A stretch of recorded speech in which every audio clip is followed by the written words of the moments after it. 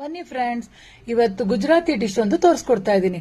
ಬಹಳ ಸುಲಭ, ಆರೋಗ್ಯಕರ, ಮಕ್ಕಳ ಫೇವರೇಟ್. ಯಾವ್ದು ಗೊತ್ತಾ? ಮೂಂಗ್ ದಾಲ್ ದೋಕ್ಲಾ. ಇದು ಕಾಂಬಿನೇಷನ್ ಬಂದು ಗ್ರೀನ್ ಚಟ್ನಿ ಮತ್ತೆ ಕಟ್ಟಾ ಮೀಠಾ ಚಟ್ನಿ. ಚಟ್ನಿನೂ ತೋರಿಸ್ಕೊಡ್ತಾ ಇದ್ದೀನಿ. ದೋಕ್ಲಾ ಮಾಡೋದು ಹೇಗೆ ಅಂತ ಕೂಡ ನೋಡ್ಕೊಳ್ಳೋಣ. ಒಂದು 1/4 ಕಪ್ಪಲ್ಲಿ ಚಿರೋಟಿ ರವೆ, 1/4 ಕಪ್ ಮೊಸರು, ಎರಡನ್ನು ಒಂದು ರೌಂಡ್ ಮಿಕ್ಸ್ ಮಾಡಿ ಒಂದು 5 ನಿಮಿಷ ನೆನಿಲಿಕ್ಕಿಡಿ. ಇನ್ನೊಂದು ಬೌಲಲ್ಲಿ ಸ್ವಲ್ಪ ಹುಣಸೆ ಹಣ್ಣು, ಒಂದು 7 ಇಂದ 8 ಖರ್ಜೂರ, ಒಂದು 6 ಇಂದ 7 ಬ್ಯಾಡಗಿ ಮೆಣಸಿನಕಾಯಿನ ಸ್ವಲ್ಪ ಬಿಸಿನೀರಲ್ಲಿ ನೆನಿಲಿಕ್ಕೆ ಬಿಡಿ. ಇದೆಲ್ಲ ನೆನೆಯಷ್ಟೊತ್ತಲ್ಲಿ ರಾತ್ರಿನೇ 3/4 ಕಪ್ ಅಷ್ಟು ನೆನೆಸಿದ ಹೆಸರು ಬೇಳೆನ ಸ್ವಲ್ಪ ನೀರು ಹಾಕೊಂಡು ದೋಸೆ ಹಿಟ್ಟದಕ್ಕೆ ನೈಸ್ ಆಗಿ ರುಬ್ಕೋಬೇಕು.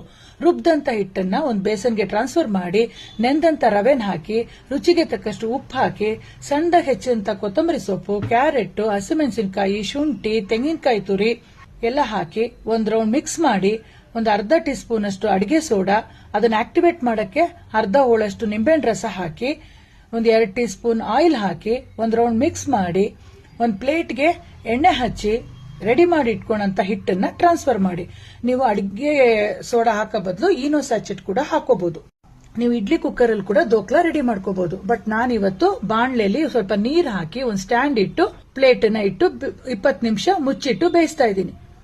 ಇದು ಬೇಯೋಷ್ಟೊತ್ತಲ್ಲಿ ನಾವು ಗ್ರೀನ್ ಚಟ್ನಿ ರೆಡಿ ಮಾಡ್ಕೊಳ್ಳೋಣ. ಒಂದು ಅರ್ಧ ಕಪ್ ಅಷ್ಟು ತೆಂಗಿನಕಾಯಿ ತುರಿ, ಸ್ವಲ್ಪ ಕೊತ್ತಂಬರಿ ಸೊಪ್ಪು, ಒಂದು 1/4 ಕಪ್ ಹುರ್ಗಡ್ಲೆ, ಖಾರಕ್ಕೆ ತಕ್ಕಾಗಿ ಹಸಿಮೆಣಸಿನಕಾಯಿ, 1 ಇಂಚ್ ಶುಂಠಿ, ಒಂದೇ ಒಂದು ಈರುಳ್ಳಿನ ಸಣ್ಣದಾಗಿ ಕಟ್ ಮಾಡಿ ಹಾಕ್ತಾ ಇದ್ದೀನಿ. ಸ್ವಲ್ಪ ಕರ್ಬೇವಿನ ಸೊಪ್ಪು, ಒಂದು ಸೌಟ್ ಮೊಸರು, ರುಚಿಗೆ ತಕ್ಕಷ್ಟು ಉಪ್ಪು, ಒಂದು ಚಿಟಿಕೆ ಇಂಗು, ರುಬ್ಬಕ್ಕೆ ಎಷ್ಟು ಬೇಕೋ ಅಷ್ಟು ನೀರು ಹಾಕಿ ನೈಸ್ ಆಗಿ ಪೇಸ್ಟ್ ಮಾಡಿ ರೆಡಿ ಮಾಡ್ಕೊಳ್ಳಿ. ಇವಾಗ ಗ್ರೀನ್ ಚಟ್ನಿ ರೆಡಿ ಆಯ್ತು. ಇದಕ್ಕೆ ಒಗ್ಗರಣೆ ಬೇಕಿದ್ರೆ ಹಾಕೋಬಹುದು. ನಾನಿವತ್ತು ಹಾಕ್ತಾ ಇಲ್ಲ. ನೆನೆಸಿದಂತ ಖರ್ಜೂರ ಮತ್ತೆ ಹುಣಸೆ ಹಣ್ಣು, ಬ್ಯಾಡಗಿ ಮೆಣಸಿನಕಾಯಿ ಎಲ್ಲ ಹಾಕಿ ನೆನೆಸಿಟ್ಟಿರೋ ನೀರನ್ನೇ ಸೇರಿಸಿ ಪೇಸ್ಟ್ ಮಾಡಿ ರೆಡಿ ಮಾಡ್ಕೊಳ್ಳಿ. ಇನ್ನೊಂದು ಸೈಡಲ್ಲಿ ಬಾಣ್ಲೆಯಲ್ಲಿ ಒಂದು 1/4 ಕಪ್ ಬೆಲ್ಲದ ಪುಡಿ ಹಾಕಿ ಅರ್ಧ ಕಪ್ ನೀರು ಹಾಕಿ ಕುದಿಲಿಕ್ಕೆ ಬಿಡಿ. ಇದು ಕುದಿ ಬಂದ್ಮೇಲೆ ಇದಕ್ಕೆ ಸ್ವಲ್ಪ ಮಸಾಲ ಪುಡಿ ಸೇರಿಸ್ಕೋಬೇಕಾಗತ್ತೆ.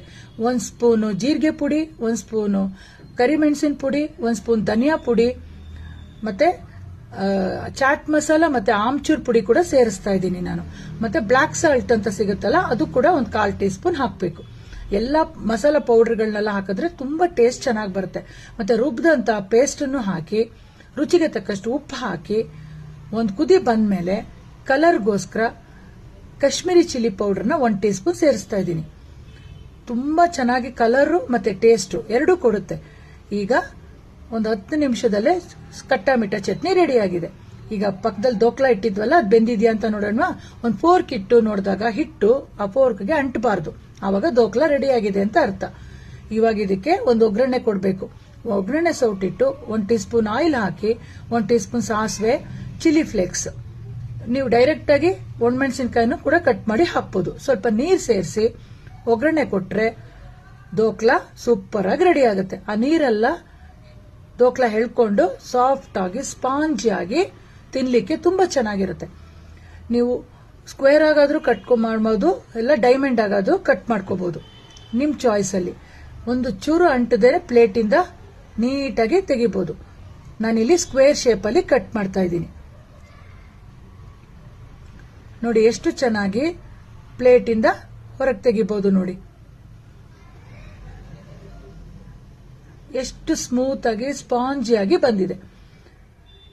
ಈಗ ದೋಕ್ಲಾ ವಿತ್ ಗ್ರೀನ್ ಚಟ್ನಿ ಮತ್ತೆ ಕಟ್ಟಾ ಮೀಠಾ ಚಟ್ನಿಯೊಂದಿಗೆ ತಿನ್ಲಿಕ್ಕೆ ರೆಡಿ. ನಿಮ್ಗೆಲ್ಲ ಈ ವಿಡಿಯೋ ಇಷ್ಟ ಆಗಿದೆ ಅನ್ಕೊಂಡಿದೀನಿ. ನೀವೆಲ್ಲ ಟ್ರೈ ಮಾಡ್ಬಿಟ್ಟು ರುಚಿ ಹೇಗ್ ಬಂತು ಅಂತ ನನಗೆ ಕಮೆಂಟ್ಸ್ ಅಲ್ಲಿ ಹೇಳಿ. ಫೇಸ್ಬುಕ್, ಇನ್ಸ್ಟಾಗ್ರಾಮ್ ಅಲ್ಲಿ ನೋಡ್ತಾ ಇದ್ರೆ ದಯವಿಟ್ಟು ಫಾಲೋ ಮಾಡ್ಕೊಳ್ಳಿ. ಯೂಟ್ಯೂಬ್ ಅಲ್ಲಿ ನೋಡ್ತಿದ್ರೆ ಸಬ್ಸ್ಕ್ರೈಬ್ ಮಾಡ್ಕೊಳ್ಳಿ ಫ್ರೆಂಡ್ಸ್. ಟೇಕ್ ಕೇರ್, ಬಾಯ್.